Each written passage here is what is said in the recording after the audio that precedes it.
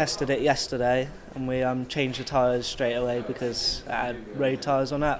They weren't that good. So we've put some racing rubber on it, got a bit more grip.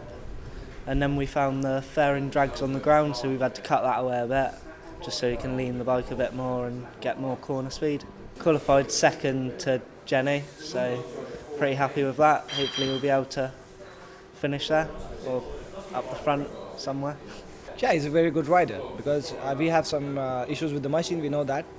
And he's pulling off very well with what he has because it's a rider now who's doing it, because we've are improving on the machine too, because it's not like we've raced in India. It's that we've come on the track, we learn everything on the track, on the day, and then we're doing the changes on right now, right there. It's brilliant. Obviously, it's a new kind of thing, so it's really great to be involved, and it's just really interesting. All technology side of it, and they're not that slow. They're quite fast for what they are and everything. So it's just like riding a normal bike. It's good fun, and that's the whole point of riding a bike. So it's actually chassis and size-wise, it's the same as what I ride. I ride a 600 Honda.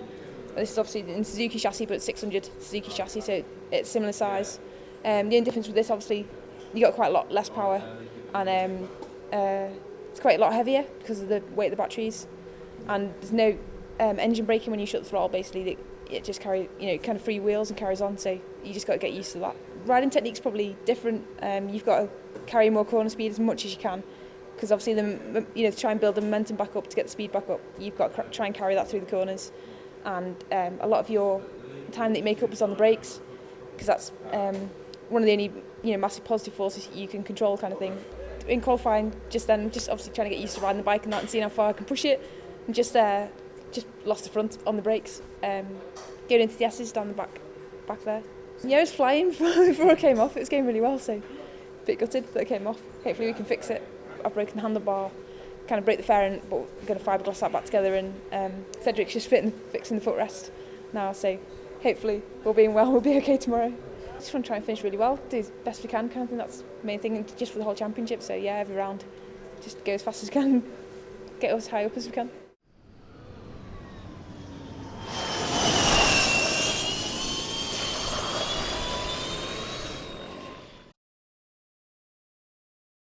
Welcome to TTXGP, the E-Grand Prix. Here we are at Snetterton, round one of the 4-round championship, leading to the world final. The bikes are lined up here looking very tidy. The next generation of not only motorsports, but really what we'll be riding on the road every day. So as we start the next step into the future, the bikes are lining up onto grids, looking very tidy, very professionally put together. Nothing like what one would have expected, given this is really their first year. The bikes look like real bikes. We'll run you through the riders and the teams over the course of the race, and hopefully you'll get to know these guys as the season progresses. Okay, so the track is now hot, the bikes are ready, and we're away. So starts the first ever TTXGP Grand Prix here at Snetterton. So as we go around into the first corner, which is at Riches, the bikes are lining up, really gathering speed. The first 4 or 5 seem to be breaking away now. Jenny Tinworth, who's the leader on the Team Agni. Team Agni, of course, won the Isle of Man in 2009, followed very closely by Jim Lovell on Team Tork, the boys from India, who've done a phenomenal job coming together and really delivering a incredible package, competitive package, given the budget they had. So here we are now on board Jim Lovell's bike, and going down one of the fastest tracks in the UK. Oh, a bit of a duel going on. We're coming into Sears, and already we've got Jim Lovell taking the. Oh, they're virtually running neck to neck as we run through the S's, and Jenny just holding him off there. Incredibly competitive given their relative sizes, isn't that right, Anthony? Yeah, the Jim Lovell's bike is very, very lightweight, a lot lighter than Team Agni's bike. So you can see he's got a bit more speed down the straights.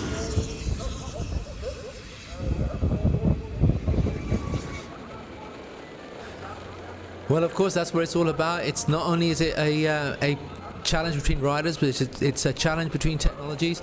And there we have Jenny.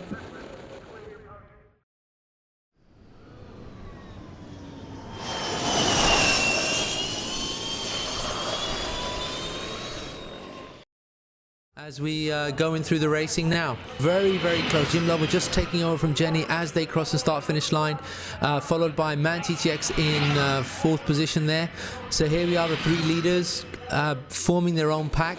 In first place we have Jim Lovell on the Team Tork, all the way from India, doing a phenomenal job there. In second place we've got Jenny Tinworth on the first of the two Agni bikes, really giving him a run for his money, and followed very closely behind we've got Rob Moon, who's kind of holding back a little bit, watching the race unfold, running the second Team Agni bike. And these three seem to be breaking apart now. Of course, all three of them are running the same motor, which is from the Agni Motor Company of India. It kind of really reflects, if you look at how technology is developing, where it's coming from, how the central gravity seems to be shifting towards other parts of the world not traditionally associated with motorsports. But there we are, very tight racing, I have to say, between P1, P2, as they're coming around now into Coram and into the chicane, which will slow them down as they come back into what is the fastest back straight of the in the UK calendar. Very smart takeover there.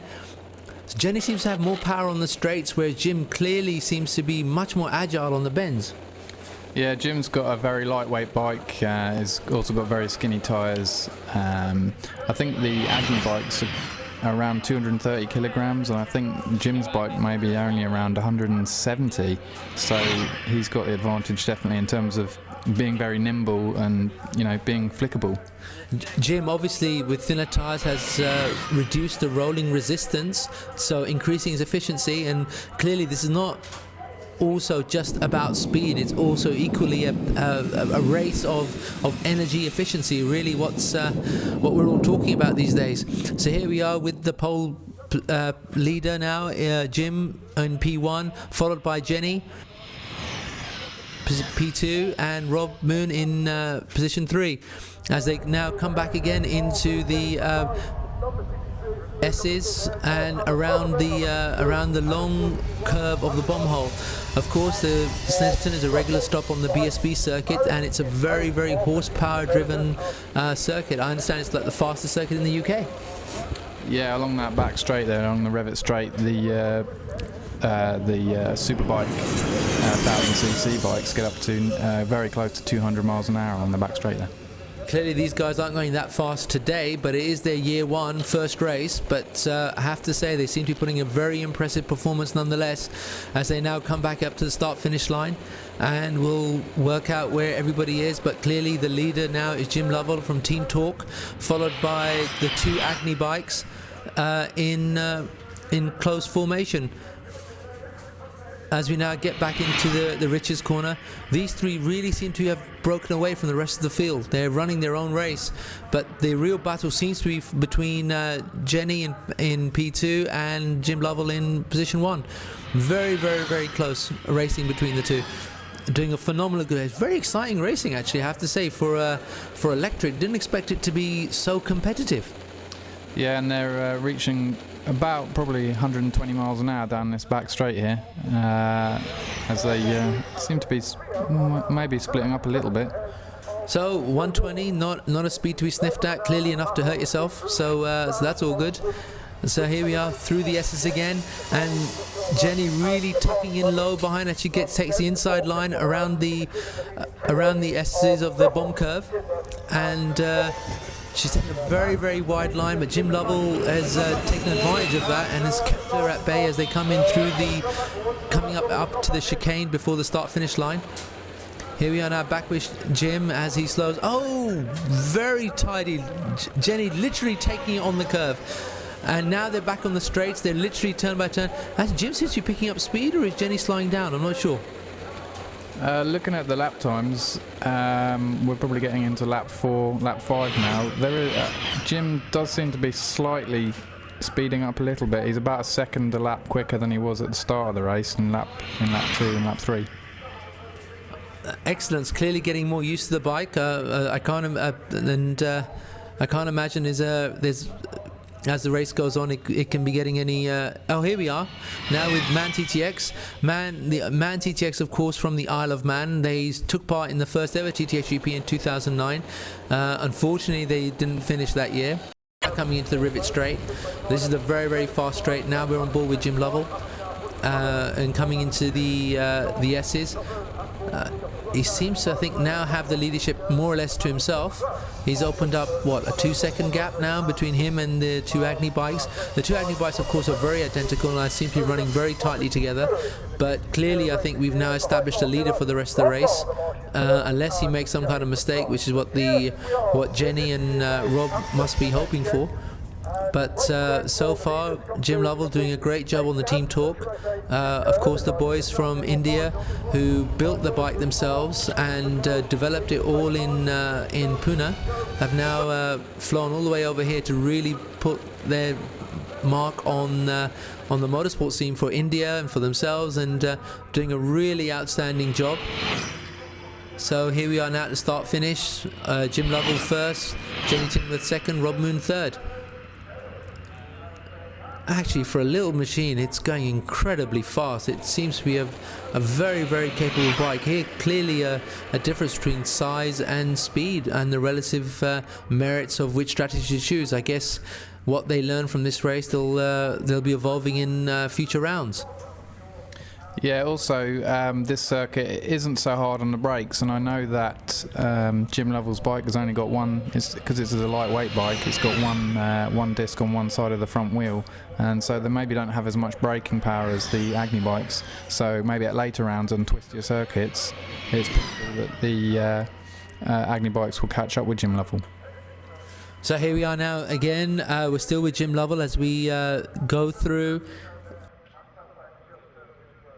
bomb hole, and this what should be coming into the corner called now he's going to slow down.